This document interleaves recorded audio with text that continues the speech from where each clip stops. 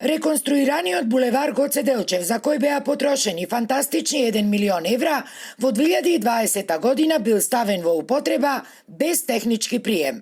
Прилепчани, како возачите, така и пешаците, се до ден денес користат булевар без да се знае дали тој навистина ги исполнува критериумите за едно вакво исклучително фреквентно сообраќајно решение во срцето на градот.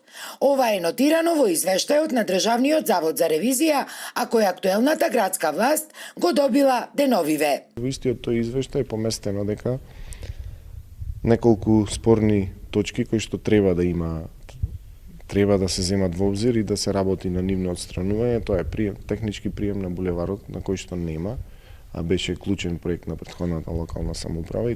Кој, зошто и како дозволил да се направи еден ваков сериозен незаконски пропуст, а чии последици можат само да се предпостават, в чудо невиденост и загриженост предизвика и кај сегашната локална власт. Јас морам во консултација со правници, но дека ќе бидат превземени сите мерки за спроведување прво на постапката да се анализира и ќе се сносат сигурно санкции или законити одговорности ќе се побараат од непостапување по евалуација на тој проект. Реконструкцијата на булеварот Гоце Делчев во должина од 560 метри беше еден од капиталните проекти на претходната локална власт.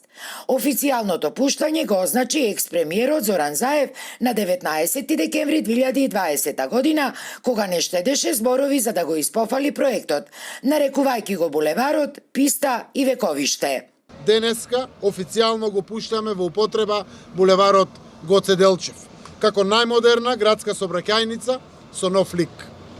Прилеп треба да се гордее со овој булевар, современ булевар со пешачки и велосипедски патеки кои што прилепчени го очекуваат долги години. Ова е вековиште. Ова останува на сите други. Инаку, неофицијално, во Прилеп, булеварот не е единствен објект кој во тоа време бил ставен во употреба без технички прием. Постојат сомнежи и за одредени стамбени згради, а чии сопственици, наводно, имале блиски врски со централната власт.